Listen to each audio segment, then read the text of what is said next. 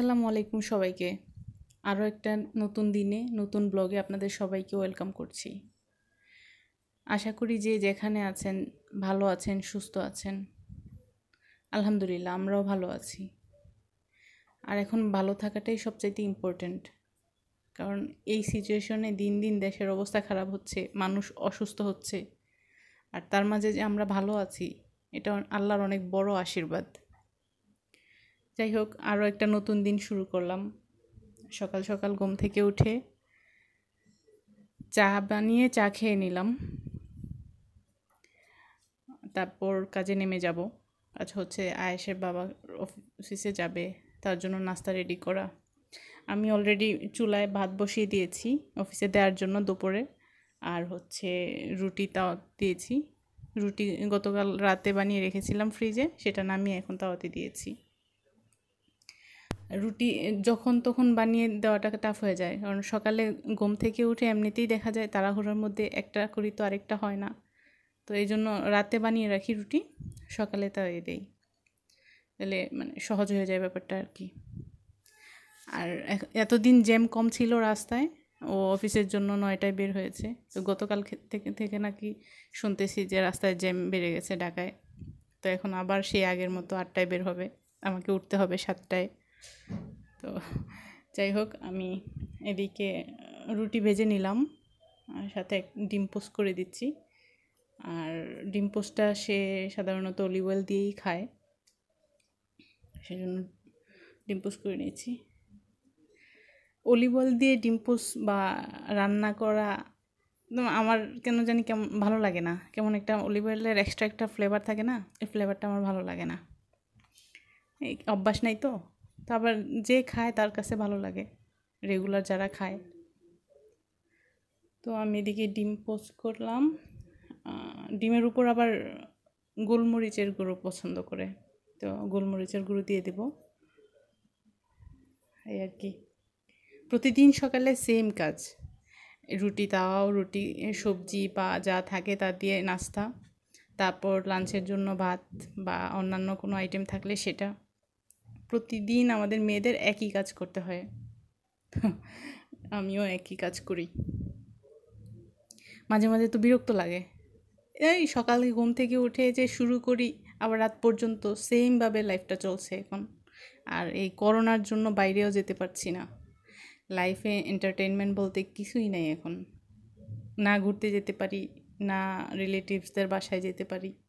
ঘরে বসে থাকো, সকাল থেকে একই নিয়মে কাজ করতে থাকো।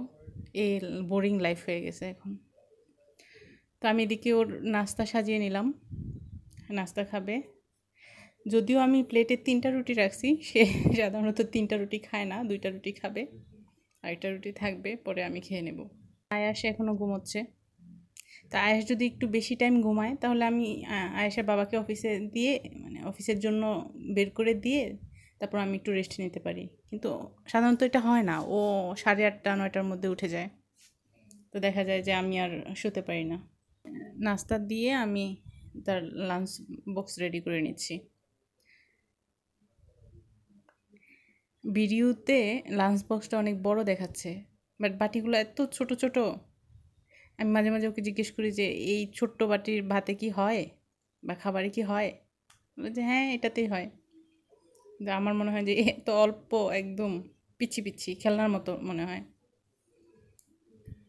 অবশ্য এই বাটিটা ভালো, গরম থাকে অনেক, একদম দুপুর পর্যন্ত গরম থাকে খাবার। মনে হয় মানে দুপুরে নামালে মনে হয় যে গরম করে দিছে, এরকম খাবারটা ভালো থাকে।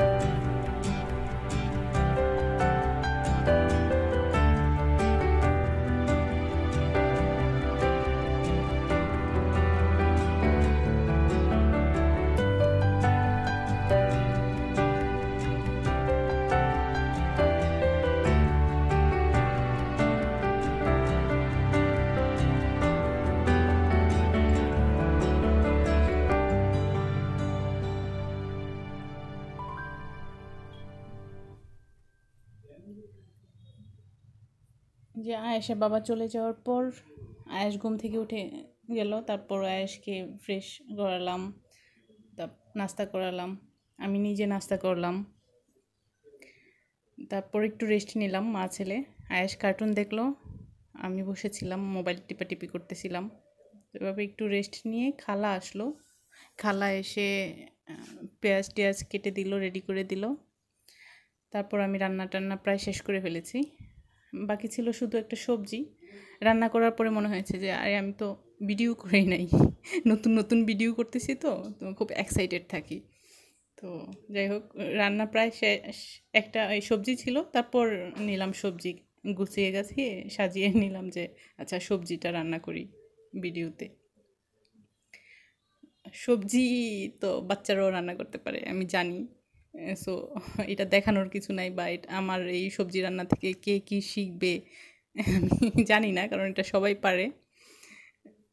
এমনিতেই আমার মনে হলো যে না, সবজিটা একটু কালারফুল দেখা যাবে, ভালো লাগবে দেখতে, চোখের শান্তি আর কি, সেজন্য এটা রেকর্ড করলাম।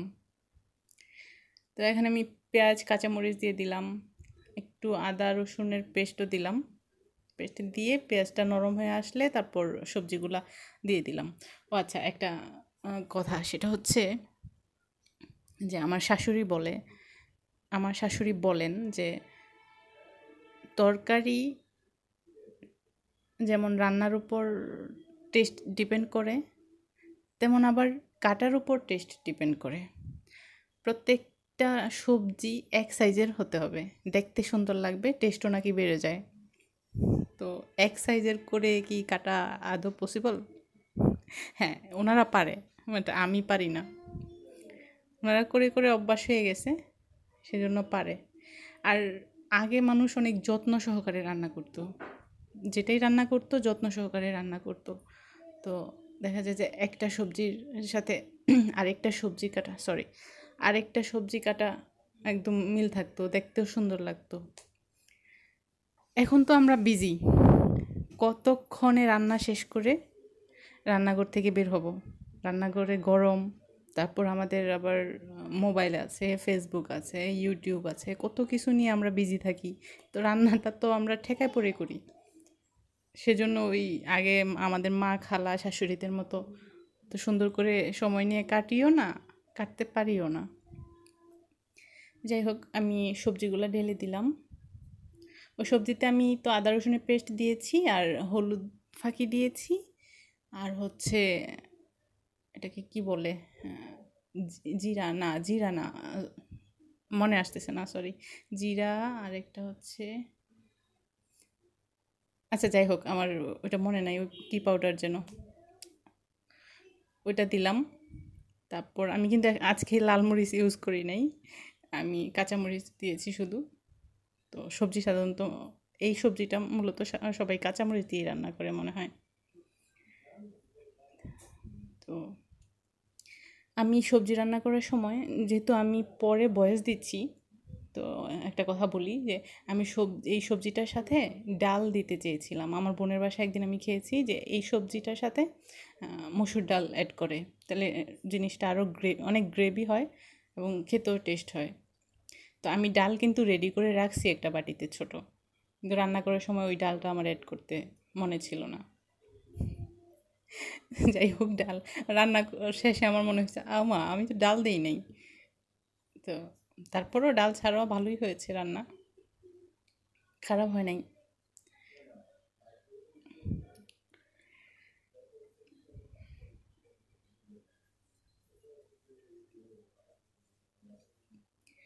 যাই হোক, আমি এখন সবজিটা ডেকে দিব, সবজিটা হতে থাক, আমি দেখি আর কি কাজ করা যায় ঘরের। এই যে এগুলা আমি সোনারগাঁ থেকে এনেছিলাম। ফেব্রুয়ারি মাসে আমাদের একটা গেট টুগেদার ছিল, ফ্যামিলি গেট টুগেদার, সেখান থেকে।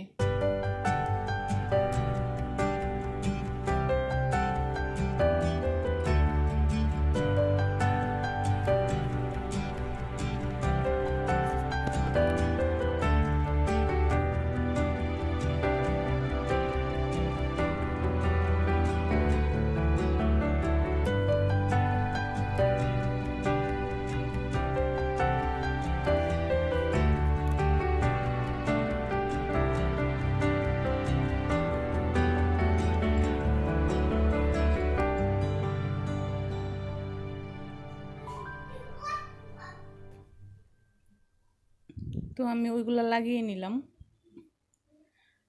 পর্দার দুই পাশে দুইটা লাগিয়েছি। যখন আমি এগুলো কিনি তখন আমার হাজব্যান্ড আমাকে বলেছিলেন যে এগুলো কেন নাও, শুধু শুধু কী করবা এগুলো দিয়ে বাচ্চাদের মতো। তো ওনার কথা শুনে আমি আর বেশি নেই, দুইটাই নিয়েছি। বাসায় এনে যখন লাগালাম দেখে বলে কি, আচ্ছা আরও বেশি নেওয়া দরকার ছিল। তখন আমি বলি, তখন তো আমাকে বলছো যে এগুলো নিয়ে কী করবা, এর তো কোনো কাজেরই না, এখন বলতেছো যে বেশি নেওয়া দরকার ছিল। তো এগুলো লাগানোর পরে সুন্দর লাগতেছিল। তো এদিকে আমার সবজি হয়ে গেছে, দেখেন সবজিটা কিন্তু খারাপ হয় নাই দেখতে, একদম হোটেল স্টাইলেই হয়েছে, খেতেও ভালোই ছিল। আমি আবার নিজে রান্না করে নিজে প্রশংসা করি, কি করব, অন্য কেউ প্রশংসা করে না সাধারণত, সেজন্য নিজের রান্নার প্রশংসা নিজেই করি। তবে এটা কিন্তু মিথ্যে প্রশংসা ছিল না, সবজিটা আসলেই ভালো ছিল। আর রুটি পরোটা দিয়ে খেতে এই সবজি ভালো লাগে, অনেক ভালো লাগে। আগে ভার্সিটিতে যখন ছিলাম দেখা গেছে যে সকালবেলা যখন ক্লাস থাকতো ঘুম থেকে উঠেই তো রেডি হয়ে চলে যেতাম। তো বাসায় নাস্তা করি নাই, ভার্সিটিতে একটা ক্লাস করে তারপরে আমাদের ক্যাম্পাসের পিছনে একটা ছোটোখাটো মামার দোকান ছিল, এরকম পরোটা সবজি ডিম পোস্ট এগুলা দিয়ে ফ্রেন্ডরা সবাই মিলে নাস্তা করতাম। তো ওই জায়গায় এমন একটা সবজি দিত, তো ওইটার মতো টেস্ট এত বেশি হয় নাই, বাট আমি বানিয়েছি আমার জন্য, আমার তুলনায় ভালো হয়েছে আর কি। এই হোক, আর আমি যে আমার নিজের রান্নার প্রশংসা করছি এটা যদি আমার ফ্যামিলির কেউ শোনে মনে মনে হাসবে আমি জানি, কারণ তাদের রান্নার সাথে আমি কিছুই না, নতুন রাঁধুনি আমি। রান্না করতে করতেই শিখে যাব। আচ্ছা, আমি সবজিতে নামানোর আগে কাঁচামরিচ তো দিলাম আবার, কারণ এরকম কাঁচামরিচটা কাঁচা কাঁচা থাকলে দেখতেও সুন্দর হয়। আর আয়েশের বাবা এই কাঁচা মানে নামানোর আগে যখন আমরা কাঁচামরিচটা দিই তখন কাঁচামরিচটা কিন্তু সিদ্ধ হয় না, একটু কাঁচা কাঁচা থাকে, সেই কাঁচা কাঁচা কাঁচামরিচটা সে খেতে পছন্দ করে, সেজন্য দিলাম। আর হচ্ছে যে সবজিতে নামানোর আগে আরেকটা কী যেন দিব, এটা হচ্ছে পাঁচফোড়ন দিয়ে নিলাম। আর পাঁচফোড়ন দেওয়ার অভ্যাসটা আমি শিখেছি আমার বোনের কাছ থেকে। ওর বাসায় গেলে আমি আগে কালো জিরা খেতে পারতাম না, তো ওর বাসায় সব সবজিতে কালো জিরা দেয়, তো প্রথম প্রথম খেতে পারি নাই। তো আমার বোন বলতো খেতে খেতেই শিখে যাবি। তো এখন কালো জিরার টেস্ট আমার ভালোই লাগে। তো ওর বাসায় এই সবজিগুলোতে পাঁচফোড়ন কালো জিরা এগুলো দেয়, তো ওর কাছ থেকে দেখে দেখে আমিও শিখে গেছি, মানে খেতেও পারি, ভালো লাগে এখন। তো এখন আমিও পাঁচফোড়ন অ্যাড করি, স্মেলটা ভালো আসে।